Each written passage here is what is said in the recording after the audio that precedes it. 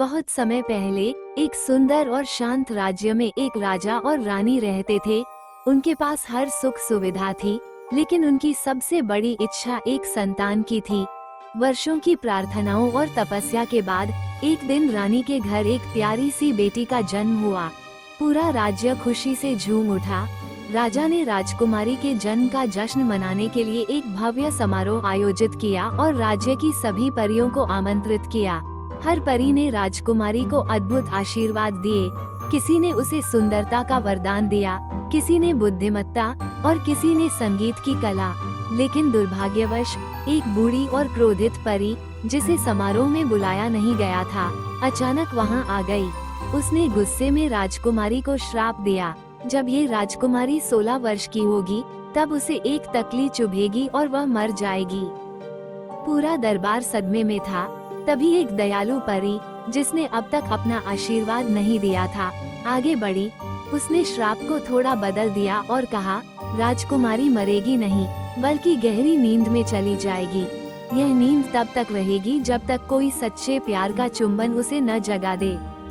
राजा ने पूरे राज्य में सभी तकलियों को नष्ट करने का आदेश दिया, लेकिन नियति से कोई बच नहीं सकता।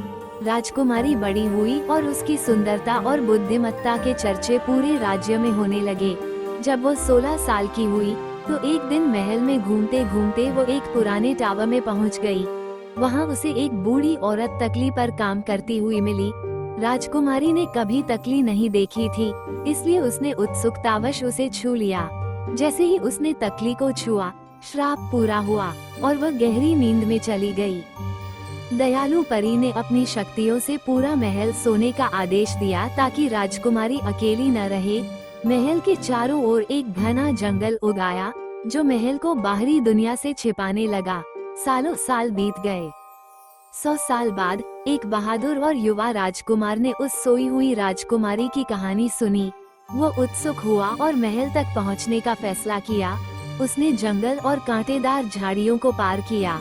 रास्ते में उसने कई लोग देखे जो उस महल की रहस्यमयी कहानियां सुना रहे थे।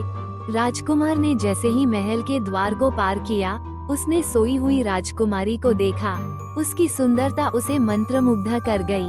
उसने झुककर उसे सच्चे प्यार का चुंबन दिया। कुछ दिनों बाद राजकुमार ने राजकुमारी से विवाह का प्रस्ताव रखा, जिसे उसने खुशी खुशी स्वीकार कर लिया। दोनों ने एक भव्य शादी की। विवाह के बाद राजकुमार और राजकुमारी ने मिलकर राज्य की देखभाल करना शुरू किया। राजकुमारी ने अपनी बुद्धिमत्ता और सौम्यता से प्रजा का दिल जीत लिया। राजकुमार ने अपनी बहादुरी और न्यायप्रियता से राज्य को मजबूत किया। ये कहानी हमें सिखाती है कि सच्चा प्रेम और साहस किसी भी कठिनाई को दूर कर सकता है। साथ ही ये बताती है कि दयालुता और अच्छे कर्म हमेशा बुराई पर विजय प्राप्त करते हैं।